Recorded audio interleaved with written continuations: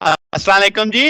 आज का जो हमारा टॉपिक है, हम जेएफटी की आउटपुट कैरेक्टरिस्टिक्स पढ़ने वाले हैं। दो तरह से कैरेक्टरिस्टिक्स हम देखेंगे इसमें, ड्रेन कैरेक्टरिस्टिक्स और ट्रांसफर कैरेक्टरिस्टिक्स। अब जंक्शन फील्ड इफेक्ट ट्रांजिस्टर हमने लास्ट टाइम पढ़ा, हमने उसकी सारी वर्किंग देखी, उसको देखा कैसे उसके कनेक्शंस होंगे। तो अब हम उसकी आउटपुट कैरेक्टरिस्टिक्स बेसिकली पढ़ने वाले हैं। तो आउटपुट कैरेक्टरिस्टिक्स को मैं दो हिस्सों में तोड़ रहा हूं। पहला हिस्सा मैं समझा रहा हूं ड्रेन कैरेक्टरिस्टिक्स। अब ड्रेन कैरेक्टरिस्टिक्स की जो कर्व बनेगी, ग्राफ बनेगा, वो होगा ड्रेन करंट, और जो ड्रेन और सोर्स के बीच में वोल्टेज लगी हुई है, इन दो क्वांटिटीज के बीच में ग्राफ बनाया जाएगा। जबकि वीजीएस को कांस्टेंट रखा जाएगा, यानी कि गेट और सोर्स के बीच वाली वोल्टेज को कांस्टेंट करके इन दोनों के बीच में ग्राफ बनाया जाएगा। ठीक है, वीडीएस को वेरी करेंगे तो आईडी वेरी करेगा, जबकि वीजीएस की एक फिक्स वैल्यू के लिए, यानी पहले वीजीएस को अगर मैं 0 वोल्ट पे, -1 वोल्ट पे, -2 वोल्ट पे फिक्स कर दूंगा, फिर उस लिहाज से फिर वीडीएस वेरी करूंगा तो आईडी की वेरिएशन को देखूंगा। बात समझ आ गई? तो अभी ग्राफ से भी समझ आता है आपको। तो इन कैरेक्टरिस्टिक्स को हम बोलेंगे ड्रेन कैरेक्टरिस्टिक्स। तो आपने वीजीएस को एक वैल्यू पे फिक्स कर दिया, फिर ड्रेन सोर्सेज वोल्टेज को चेंज किया, जिससे आईडी की वैल्यू चेंज आएगी, वो आपने नोट करते जाना है। जैसे ही आप ग्राफ देख लो, अब आप देख लो कि ये यहाँ पे चार ग्राफ आपको दिख रहे हैं। एक में वीजीएस 0 है, एक में वीजीएस -1 वोल्ट है, एक में वीजीएस -2 वोल्ट है, इसी तरीके से -3 -4 वोल्ट दिखाए गए हैं। अब आपको इसमें ग्राफ के कुछ पोर्शन दिख रहे हैं। ये एक ओमिक रीजन दिखा हुआ है, अभी डिटेल में पढ़ेंगे। ये सैचुरेशन रीजन है। तो इसमें कुछ पॉइंट्स आपको दिख रहे हैं कि ये डॉटेड लाइन है जो कि पिंच ऑफ वैल्यूज या पिंच ऑफ वोल्टेज को रिप्रेजेंट करेगी। तो ये सारी बातें अब आने वाली हैं, इनके क्या मतलब है, ओमिक रीजन का क्या मतलब है, सैचुरेशन रीजन, ब्रेकडाउन रीजन आएगा उसका क्या मतलब होगा, सारा देखते हैं। तो जनाब अभी ये सिर्फ आपको समझ लें कि स्टेप में से समझाने के लिए ग्राफ मैंने दिखा दिया। अच्छा जी। तो अब इसमें जो करेक्टरिस्टिक्स है, यानी जैसे इसमें जो रीजन है, इसमें ओमिक रीजन आपको नजर आया, सैचुरेशन रीजन नजर आया, और मैंने बोला ब्रेकडाउन रीजन।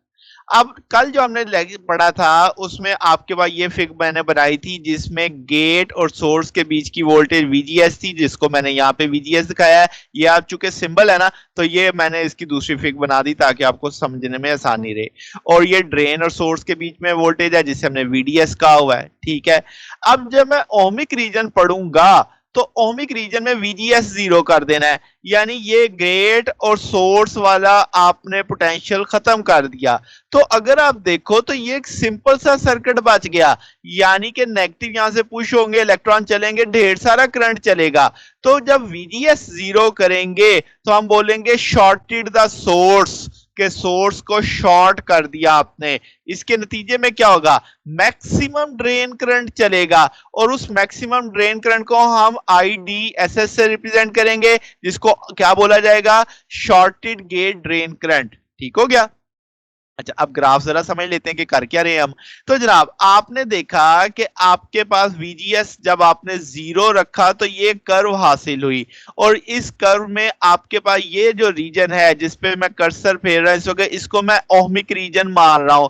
ओमिक रीजन में आप देखो करंट बड़ी तेजी से लीनियरली बढ़ता जा रहा है, यानी वीडीएस में इजाफा हो रहा है और करंट बढ़ता जा रहा है, बढ़ता जा रहा है। इसका ओमिक बिहेवियर शो कर रहा है, इसीलिए तो इस रीजन को ओमिक रीजन का है। ठीक होगी बात? तो ये एक सिंपल रजिस्टर की तौर पे बिहेव कर रहा है, यानी जैसे निकला है एन चैनल रजिस्टर के, आप कुछ ना कुछ तो रेजिस्टेंस होगी मटेरियल की, मगर पोटेंशियल बढ़ाएंगे तो करंट भी बढ़ता चला जाएगा। ठीक होगी बात? अब आगे जाके आपको करंट बढ़ता दिख नहीं रहा। यहां पे ये जो पॉइंट में कर्सर जहां पे क्रॉस एक तरह से डॉटेड लाइनों का बना हुआ है, ये वाली वोल्टेज को देखा जाए नीचे तो वीपी लिखा हुआ है। ये कौन सी वोल्टेज होगी, तो पिंच ऑफ वोल्टेज। ये वोल्टेज की वो मिकदार है कि करंट बढ़ते बढ़ते बढ़ते बढ़ते एकदम कांस्टेंट हो गया। तो वो वैल्यू जिस पे करंट कांस्टेंट होना शुरू हुआ, उस वोल्टेज की वैल्यू को क्या नाम देते हैं, पिंच ऑफ वोल्टेज नाम देते हैं। ठीक है, यानी वोल्टेज की वो मिकदार, वीडीएस की वो मिकदार जिस पे करंट कांस्टेंट हो गया। अब वीडीएस बढ़ रहा है मगर करंट पे कोई बदलाव नहीं आ रहा, तो वो वोल्टेज की मिकदार क्या कहलाएगी, पिंच ऑफ वोल्टेज कहलाएगी। आगे चलते हैं। अब पिंच ऑफ हासिल हो गया, इसके बाद क्या होगा? अगला हिस्सा हमारा कहलाता है सैचुरेशन रीजन। आपको फिग में भी नजर आ रहा है, सैचुरेशन लेवल दिखा हुआ है। अब जैसे ही पिंच ऑफ वोल्टेज करेंगे आगे तो करंट नहीं बढ़ रहा। अब इसकी लॉजिकली फिजिक्स अगर देखी जाए तो ये बैरियर इतना बढ़ जाएगा, यानी डिप्लीशन एरिया इतनी वाइड हो जाएगी कि आपके आपके पास के वो पैसेज को नैरो कर देगी। तो इसका मतलब बहुत थोड़ी मिकदार या जो आपकी करंट की मिकदार होगी सिर्फ वही गुजर पाएगी। तो उससे ज्यादा यानी आपके पास ड्रेन करंट में इजाफा नामुमकिन होगा, या कह ले बहुत थोड़ा होगा। तो आपके पास ये जो VDS है, यानी ये जो VP के बाद वोल्टेज की मिकदार है VDS, ठीक है, इसके बढ़ती जा रही है, आपके ID पे कोई फर्क नहीं पड़ रहा। तो वो रीजन, वो इलाका जहां पे ID कांस्टेंट हो जाता है, उस रीजन को सैचुरेशन रीजन भी कहते हैं, एक्टिव रीजन भी कहते हैं। ठीक है, यहां पे JFET आपका एक कांस्टेंट करंट सोर्स के तौर पे काम करना शुरू कर देता है। अब अगर सोचो कि जैसे मैंने आपको ये ग्राफ दिखाया था, VGS की वैल्यू के लिए ये सैचुरेशन लेवल रीजन है, 1 के लिए ये है, और -2 के लिए ये आ जाएगा आपके पास। तो अब आप देखो कि जैसे ही सैचुरेशन रीजन हासिल हुआ तो ID आपके पास VDS पे डिपेंड ही नहीं कर रहा, वो बदल सकता है अगर आप VGS बदलोगे। बात समझ आई? तो ये बात मैंने लिखी भी है कि सैचुरेशन रीजन के अंदर ID इंडिपेंडेंट हो जाता है किससे? डिपेंडेंट होता है VGS पे, और इंडिपेंडेंट हो जाता है किससे? VDS से। बात समझ आई? तो ये चीज आपने समझ ली, तो सैचुरेशन रीजन भी समझ आ गई। अब आपको नेक्स्ट है ब्रेकडाउन रीजन। अब यहाँ पिछला ग्राफ सिर्फ यहां तक बना हुआ था, अब आपने क्या किया कि VDS को और बढ़ा दिया, इतना ज्यादा बढ़ा दिया कि मैंने इसके साथ मैक्सिमम लिख दिया। तो ये इतना ज्यादा आपका वोल्टेज बढ़ जाएगा कि ये तो JFET को ब्रेक डाउन कर देगा, कोवलेंट बॉन्ड तोड़ देगा, तो एक एवालांच आएगा इलेक्ट्रॉन्स का। तो इसका मतलब इस रीजन को हम क्या नाम देने वाले हैं? Break down reason. तो अब आपके पास क्या हुआ कि आपने ड्रेन पे, यानी ड्रेन पे इतनी ज्यादा वोल्टेज लगा दी कि वो आपके कोवलेंट बॉन्ड को तोड़ना शुरू हो गई। तो हम आइंदा से जब सर्किट में जाएंगे तो हम देखेंगे कि आपकी जो VDS है वो बहुत ज्यादा नहीं होनी चाहिए। कंडीशन वैसे यही होती है, वैसे आपको बता देता हूं कि VP से ज्यादा हो, मगर VDS VP से ज्यादा होनी चाहिए। ठीक है, तो आपके पास अब ट्रांसफर कैरेक्टरिस्टिक्स, दूसरी तरह की जो कैरेक्टरिस्टिक्स हैं वो किस किस के बीच में अब आपने देखनी है। तो वो आपकी कर्व है ID ड्रेन करंट और VGS के बीच में। ठीक है, इससे पिछली किसके बीच में थी? VDS के बीच में थी। तो अब आपने क्या किया? VDS के, यानी किसी एक VDS की वैल्यू के लिए आपने वो देख लेना है। तो आपके पास इसे हम ट्रांसफर कैरेक्टरिस्टिक्स और JFET बोलेंगे। अब इसमें मैं एक डेफिनेशन लाने लगा हूं, कट ऑफ वोल्टेज। तो VGS की यानी वैल्यू जिस पे ID आपका 0 हो जाए, यानी आप ये वैल्यू देख सकते हैं दिस वन, तो ये आपका वो पॉइंट होगा जहां पे करंट की वैल्यू नहीं होगी। वो आपको यहाँ पे दिख रहा है, जहां पे VGS VP के दिख रहा है, ये एंड पे मैं समझाता हूं। तो आपके पास यहाँ पे ID नहीं है, ID 0 है, तो VGS की वो वैल्यू जिस पे आपके पास ID 0 हो जाए उसे कट ऑफ वोल्टेज बोलेंगे। तो आपका जो JFET होता है, इसका मतलब उसमें जैसे जैसे VGS बढ़ेगा तो करंट भी बढ़ना शुरू हो जाएगा। ठीक है, तो VGS 0 से लेकर, जैसे आप यहाँ पे देख रहे हैं ये 0 है और ये आपका कट ऑफ है, तो 0 से कट ऑफ के बीच में करंट वेरी कर रहा है, ID वेरी कर रहा है। ठीक है, तो इसका मतलब ये हुआ कि ID आपका एक्सट्रीम वैल्यू शो करेगा IDDS, और लीस्ट वैल्यू शो करेगा 0।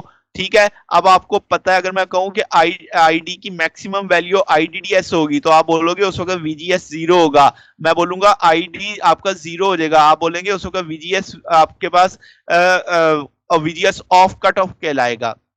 ठीक है, और वो उसकी न्यूमेरिकल वैल्यू VP के बराबर होती है। VP हमने अभी पीछे पढ़ के आए हैं, जो पिंच ऑफ वोल्टेज के बराबर होती है। अब जब हम N चैनल JFET की बात करते हैं तो आप कहोगे ये आपके पास लार्ज नेगेटिव VGS, आप इस तरह आप देखो ना, राइट पे VGS पॉजिटिव होगा, लेफ्ट पे नेगेटिव होगा, तो ID आपके पास क्या है? जैसे जैसे आप 0 की जानिब बढ़ रहे हो तो करंट बढ़ रहा है, मगर अगर आप जैसे जैसे नेगेटिव एक्सिस की जानिब बढ़ोगे तो करंट कम होना शुरू हो जाएगा, यानी नेगेटिव वैल्यू बढ़ाते जाओ। तो इतनी ज्यादा नेगेटिव कर दो कि ID आपके पास क्या हो जाएगा? 0 हो जाएगा। ठीक है, फॉर वेरी लार्ज वैल्यू आपका ID क्या होगा? वो 0 माना जाएगा। हो जाएगा न्यूमेरिकली, ठीक होगी बात। अच्छा, अब आपके पास जो कट ऑफ फैक्टर है, यानी कि वो क्या करता है कि वो डिप्लीशन रीजन को इतना बढ़ा देता है, इतना बढ़ा देता है कि दोनों लेयर्स आपस में मिल जाती हैं, करंट का गुजरना नामुमकिन हो जाता है, तो आईडी जीरो हो जाता है। ठीक है, ये हमने कल के लेक्चर में पढ़ा भी था।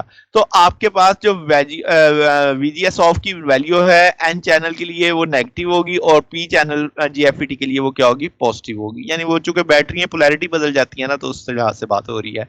फिर आपके पास वीजीएस ऑफ न्यूमेरिकली इक्विवेलेंट होती है किसके, वीपी के, यानी कि पिंच ऑफ वोल्टेज के। अगर आपसे कोई के आईडी निकालो, आईडीएस, तो आप वीजीएस ऑफ की वैल्यू जैसे जैसे वेरी करोगे वीजी की वैल्यू, उस लिहाज से आप आईडी की वैल्यू निकाल सकते हैं इस फार्मूले की मदद से। तो ये जनाब आज हमने देखी आउटपुट करैक्टरिस्टिक्स, हमने ड्रेन करैक्टरिस्टिक्स देखी, हमने ट्रांसफर करैक्टरिस्टिक्स देखी। अगर आपको इसमें कोई बात पूछनी और डाउट हो तो नीचे कमेंट्स में पूछ सकते हैं। वीडियो अच्छी लगी हो तो वीडियो को लाइक कीजिएगा, दोस्तों के साथ शेयर कीजिएगा, चैनल को भी सब्सक्राइब कर दीजिएगा। अब तक के लिए इतना ही, बकिया इंशाल्लाह फिर नेक्स्ट देखेंगे। ओके, अल्लाह हाफिज।